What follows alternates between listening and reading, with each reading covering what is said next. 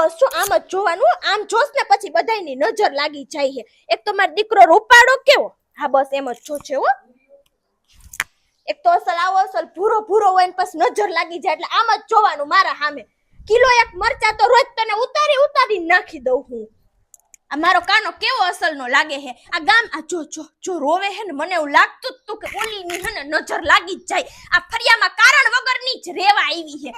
હા જો આમ હું તને શું કહું, રોવાનું નહીં હો ને, બહાર નીકળતો નહીં હવે. તું બહાર નીકળસ ને હંધે સામે દાંત કાઢસ ને એટલે જ આવા વાંધા પડે છે. જો હું મરચા લઈ આવું ફટાફટ.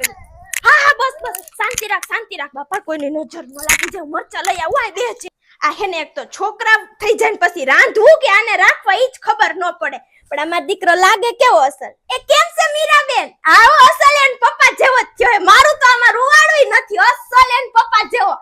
હે અરે નારે ના, આખા રૂમમાં એન પપ્પાના જ ફોટા ટીંગાડ્યા હતા.